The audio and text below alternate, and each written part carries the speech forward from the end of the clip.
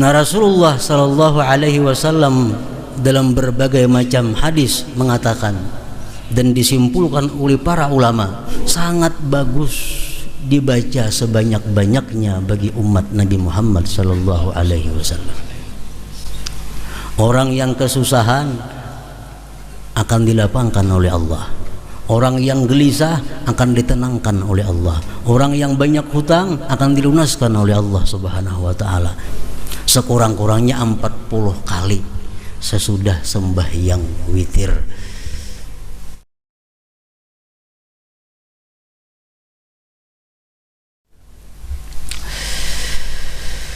Para muhibbin rahimakumullah, As-suratul ashirah min suwaril Quran, suratu Yunus. Surat yang ke-10 daripada surah-surah yang ada di dalam kitab suci Al-Quran adalah surat Yunus. Ayatuha tis'un wa mi'ah. Surat Yunus ini ayatnya berjumlah 109 ayat.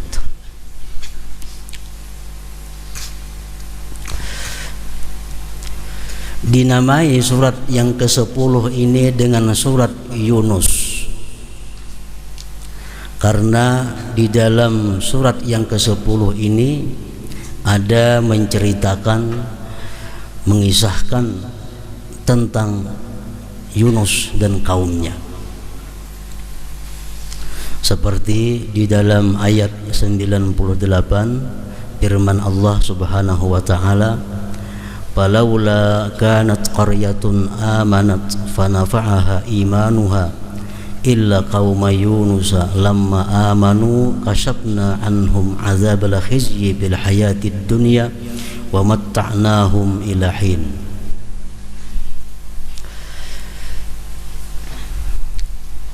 Arti daripada ayat tersebut adalah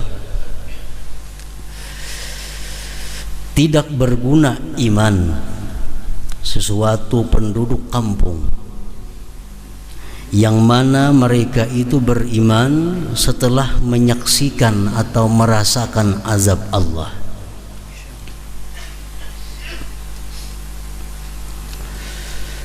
Satu penduduk yang ingkar kepada Allah, kemudian begitu turun ke penduduk itu azab Allah, baru mereka beriman. Nah, iman seperti itu tidak ada gunanya lagi. Illa qauma Yunus, kecuali kaum Nabi Yunus, kecuali umat Nabi Yunus. Mereka itu beriman setelah menyaksikan azab akan menimpa mereka. Allah selamatkan mereka dari azab kehinaan pada kehidupan dunia ini, dan Allah berikan kepada mereka kaum Nabi Yunus kesenangan sampai akhir ajalnya. Para muhibbin rahimakumullah, ini keistimewaan yang Allah berikan kepada kaum Nabi Yunus. Biasanya satu kampung atau negeri yang ingkar kepada Allah, yang tidak mau menurut ajakan Rasulullah, kampung itu akan diturunkan azab. Kalau azab sudah turun, mereka beriman, imannya kada berguna lagi.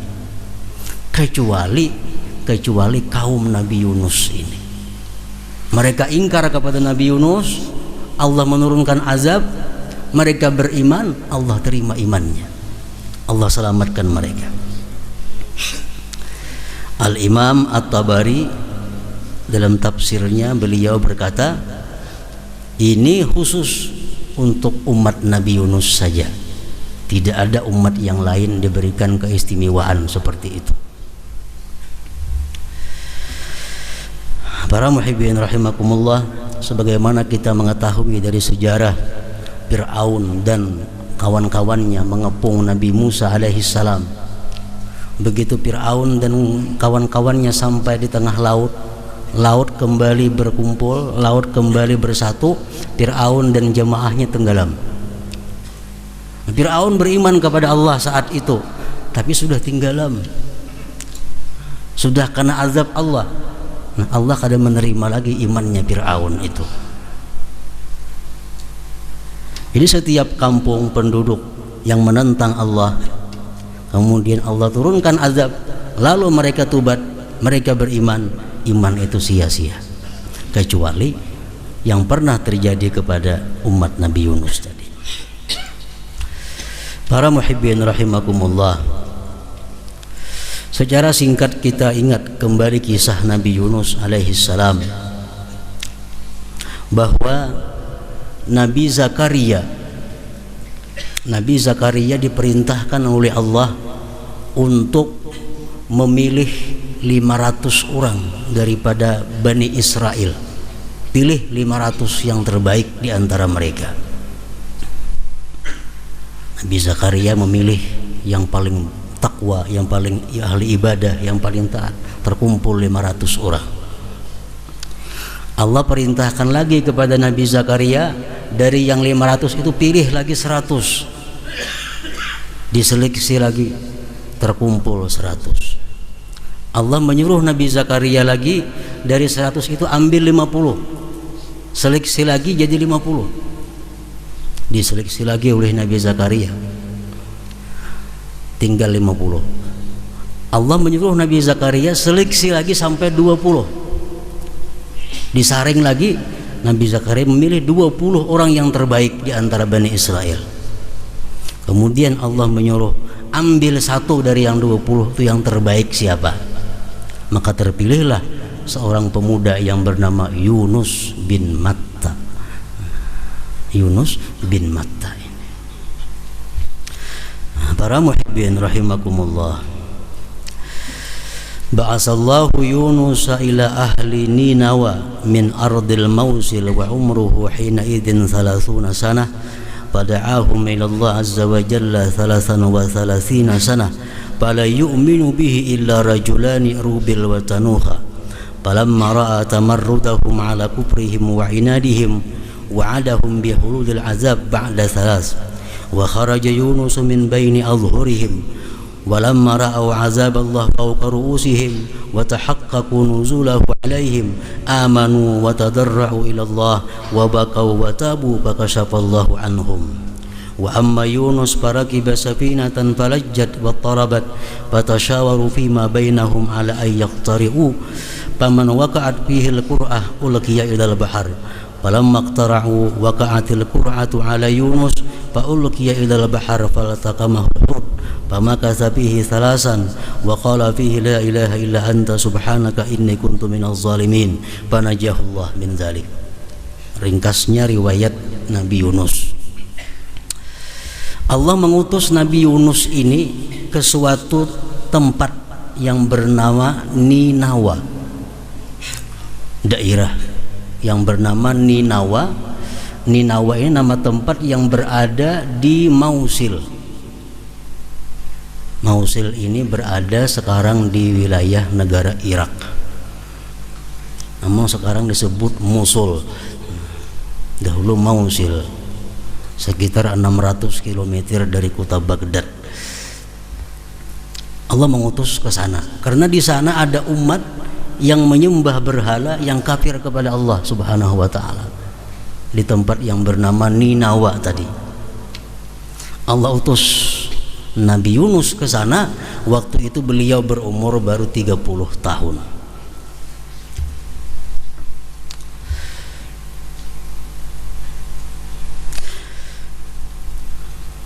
Kemudian Nabi Yunus berdakwah di situ selama 33 tahun berdakwah siang malam. Yang beriman hanya 2 orang. Yang pertama namanya Rubil satu, yang kedua bernama Tanuha. Ini 2 orang yang beriman kepada Nabi Yunus dan menjadi ulama ahli hikmah pada waktu itu. Setelah Nabi Yunus melihat bahwa mereka ini kada mau beriman, tetap kafir, menyembah berhala, ingkar kepada Allah, Nabi Yunus menjanjikan kepada mereka azab akan datang tinggal 3 hari lagi bila kalian tidak beriman. Diberi waktu 3 hari. Bila kada beriman, azab akan turun. Dan Nabi Yunus pun keluar meninggalkan tempat itu, karena selama ada Nabi di tempat itu azab kada akan mau turun. Nah, Yunus keluar dari tempat itu. Sesudah 3 hari, penduduk Ninawa itu melihat ada awan hitam yang gelap datang ke daerah mereka. Sudah berada di atas kepala mereka. Bila awan gelap itu turun, asap yang gelap turun, mereka akan mati semuanya. Nah, di saat itulah azab sudah di atas kepala, mereka berkumpul, beriman kepada Allah, bertobat kepada Allah, dan Allah terima tobatnya. Akhirnya Allah selamatkan mereka daripada azab yang sudah mereka saksikan di atas kepala mereka tadi. Nah, Nabi Yunus keluar, beliau umpat kapal, menumpang kapal menuju ke tempat tujuan. Naik di kapal Nabi Yunus. Setelah kapal berjalan di tengah laut, kapal bergulak karena gelombang. Nah, kebiasaan orang kampung situ, apabila kapal ini macam ini mesti diundi, ada yang harus dibuang ke laut. Dibikin undian di kapal itu, dicabut undian, siapa yang namanya dalam undian akan dibuang ke laut. Ternyata dalam undian tertulis Yunus bin Matta ini. Akhirnya Yunus dibuang ke laut. Faltaqamahul hut, dimakan oleh iwak, ditelan oleh ikan yang besar.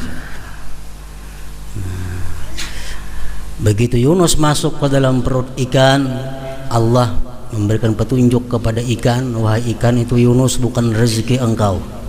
Jadi harap jangan dilukai dan jangan diapa-apa itu Nabi Yunus, karena bukan rezeki engkau.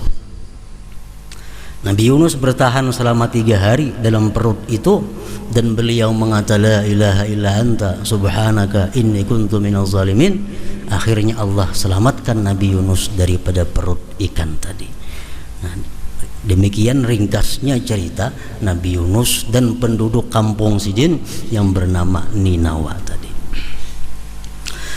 Para muhibbin rahimakumullah, dari ayat dan kisah tersebut ada beberapa sesuatu yang dapat kita ambil hikmahnya, kesimpulannya. Pertama, disebutkan tadi bahwasanya Allah tidak akan menerima iman seseorang, tidak akan menerima tobat seseorang kalau sudah dia diperlihatkan azab Allah.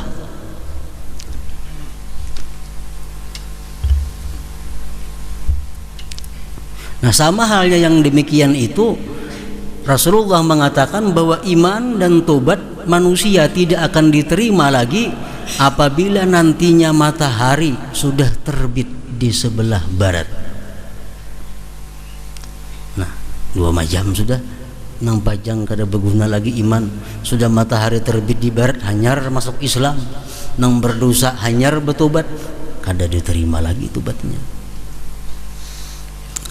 Yang ketiga, tobat dan iman itu tidak diterima lagi oleh Allah Subhanahu wa taala apabila roh kita sudah sampai di hulqum atau tenggorokan. Orang tuh garing, antak-antak, betis sudah kada singgerakan lagi, tangan kada singgerakan lagi, cuma tenggorokan aja bergerak lagi. Nah, itu ngarannya roh sudah sampai di tenggorokan. Dalam saat itu dia tobat, atau saat itu dia beriman kepada Allah, atau saat itu dia mengucap la ilaha illallah, sia-sia. Kenapa? Karena roh sudah berada di hulqum. Rasulullah sallallahu alaihi wasallam bersabda, "Innallaha yaqbalu taubatal 'abdi ma lam yughargir." Rawahu Tirmizi. Allah masih menerima tobat hambanya selama roh itu belum sampai di tenggorokan ini. Nah, jadi kalau roh itu sudah sampai di tenggorokan, kada usah lagi dizikirakan dalam sakarat itu. Kalau tangan masih bergerak, betis masih bergerak, ayo dizikirakan di telinganya. Kalau sudah ruhnya sampai di sini, kada perlu dizikirakan lagi.